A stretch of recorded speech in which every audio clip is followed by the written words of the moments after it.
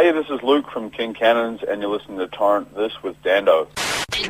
Welcome to Torrent This with Dando. Now I'm joined on the line by a member of a band who, after forming in Auckland in 2007 and a failed relocation to the UK, they settled in Melbourne, went on to release their debut EP in 2010, and from then on have been earning the reputation of one of the best live bands in Australian music.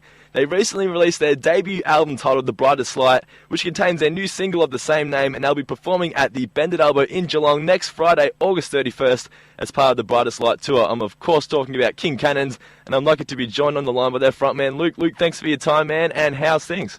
Very good, thank you. Thank you so much for having me on the show. No worries, dude. What have you been up to today?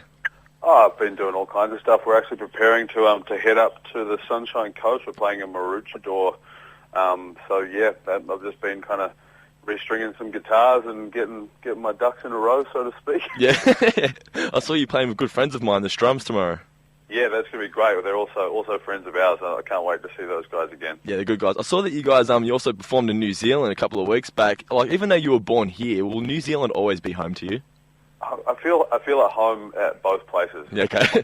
My parents live in New Zealand, but I also have family that live in Australia, and I also live here. Yeah. So, to me, there should be a bridge between the two places. I'm not on anyone's side. Okay.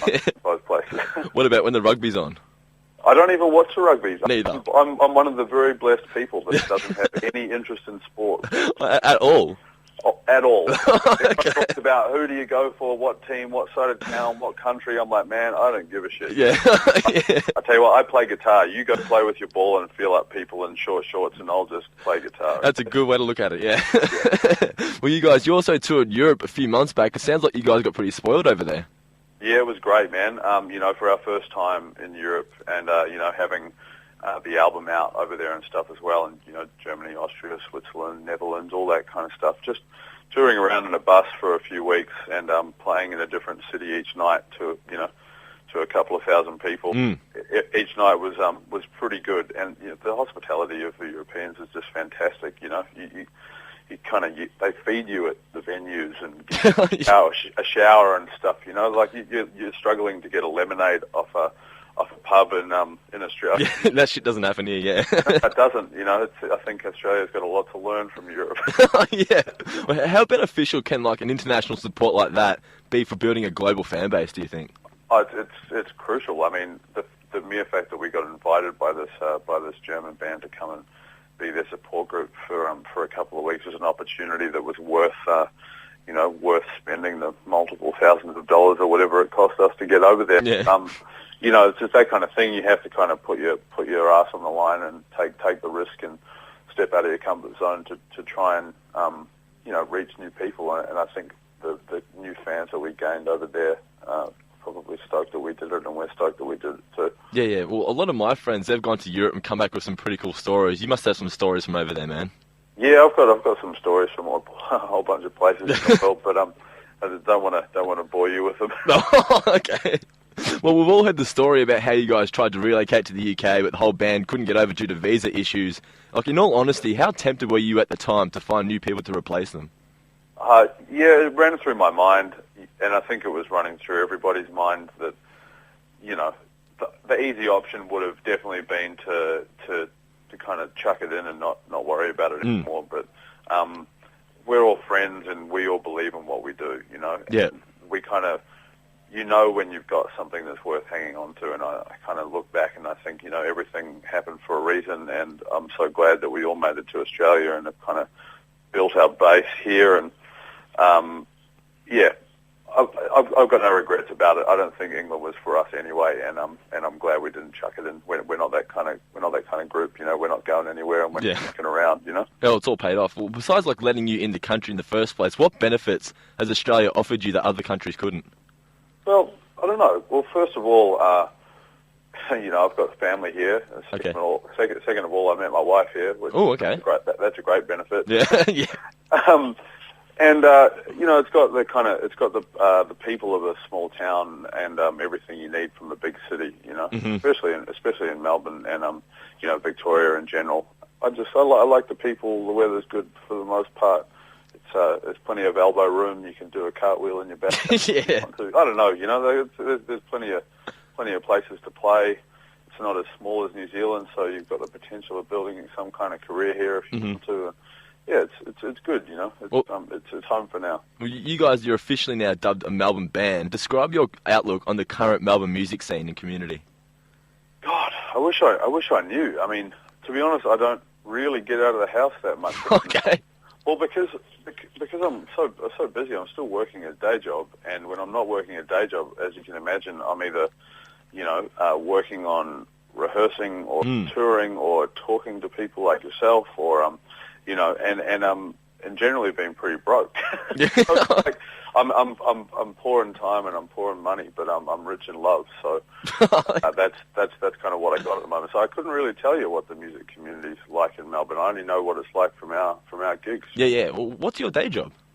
I move furniture. I drive a little 3-ton truck around and move refrigerators. Are you serious? Cases and stuff. Yeah, I'm completely serious. It keeps you fit and also keeps me out of trouble and keeps a roof over my head. Yeah. Rock and roll doesn't pay. Okay. Well, the debut album, The Brightest Light, came out in June. Easily one of my favourite albums of 2012. I think the best part about it is that I can always put it on and know that I'm never going to get sick of it because there's such a variety on there. Is that something you hear quite often?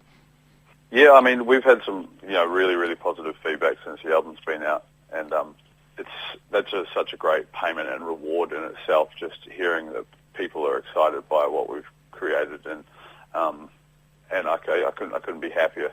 So that's that's something we hear quite a bit, and obviously I'm really close to it and have played the songs a bunch of times, so I can't really tell anymore if it is good or not. Okay.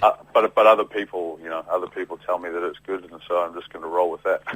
Yeah. Do you think because your lyrics aren't made up bullshit about like broken relationship, and are just about everyday issues most people go through, that you're able to connect with audiences in ways other bands can't?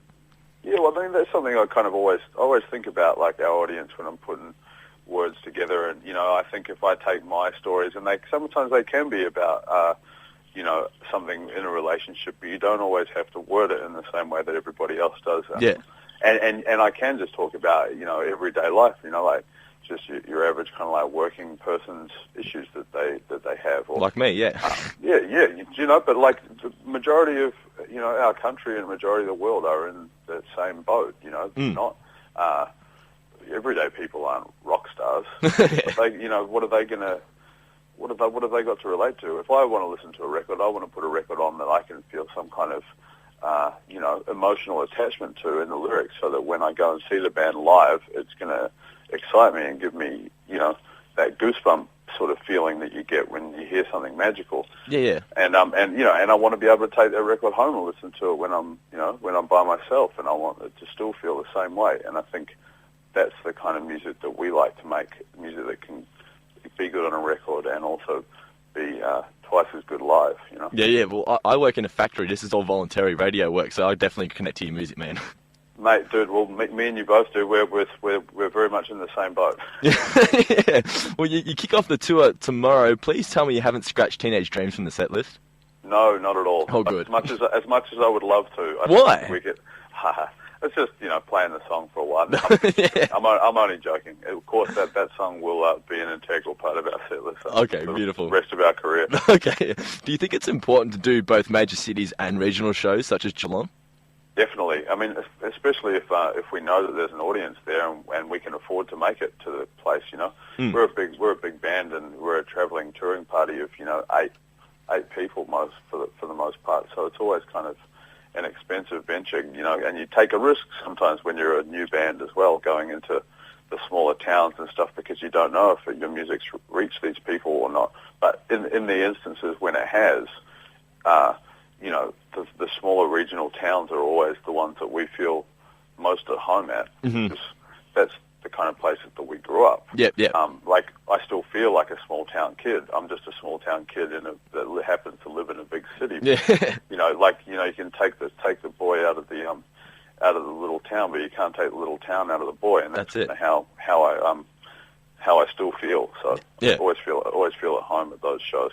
Well, first thing I thought when I heard you guys for the first time was Bruce Springsteen. So if Bruce Springsteen called you up out of the blue, hypothetically, what would be the one question you'd love to ask him? What kind of coffee he drinks? How he manages? how do you manage to give such energetic performance for such a long time at the age of 62? I saw Bruce Springsteen play in Frankfurt, Germany a few months ago. Yeah. And he's 62 years old, and I could hands down say he played for 3.5 hours. It's insane, isn't it? Harder than I reckon I've ever played on the stage in my life. And the guy, the guy's an absolute legend. I'd have many questions for him. Okay, yeah. Well, you guys, you chose to sign with EMI because the A&R scout, Mark Holland, got King Cannon's crown tattooed on his arm. Do any of you, do you know of anybody else that's famous that's got that tattoo on them? I don't know of anyone that's famous that's got it, but I can certainly name another, handful of people that have gotten the tattoo. Yeah. I think our guitar tech's got the tattoo. We've got a couple of mates. I've seen some people from like Mexico and South America. Serious? The Philippines and stuff have sent pictures to us that have got the King Cannon's crown tattooed on them. Yeah, it's pretty special. It's pretty crazy when people go doing stuff like that. But I guess for us getting we've all got the crown tattooed on us, so it's just like more people joining the gang. Yeah. Well, just say hypothetically, I get the tattoo on my arm. What are the chances you guys would play at my wedding next February? I reckon we could probably make that happen. That would be awesome, man. You'd have to talk to my manager. Yeah, that would be awesome. My fiancé would love it. I love playing parties. I love playing garages, warehouses, weddings. I love playing, man. Yeah, I'm going to keep you to that. Don't you worry. Do it. How old were you when you got your first tattoo? I think I was 15 or 16. Mm-hmm. When I was just after I started working full time. I got tattooed. It's funny because my parents always said to me, if you get a tattoo, you're not living in it. Yeah. And now my family are like the biggest King Cannon supporters out of anybody. Mm-hmm. I think they've got every single T-shirt and every single release and every single sticker and been to every gig in New Zealand sort of thing that they can. But yeah, tattoos are just tattoos. Yeah. You get to a point where you realise that they don't actually mean anything. Yeah. Is it true that you used to busk when you were like 10? Yeah, man. That's how I started playing music. Just me and a oversized acoustic guitar. That is crazy. Yeah, it was really good because we didn't really have too much money in our family, and I really wanted to make some so that I could afford to buy an electric guitar, which I didn't have, so I couldn't start this electric punk band that I wanted to start.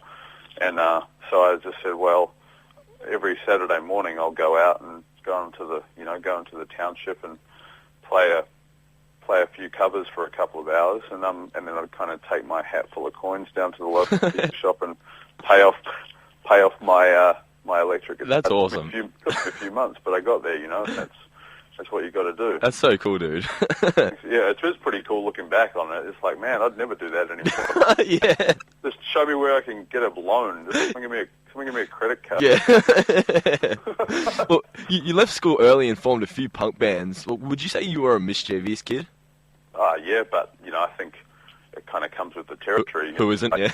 Yeah, it's a small town kid that wants that sees an opportunity, takes it. Do you think any of the kids that you hung out with back then see you now and think, shit, why didn't I do something with my life?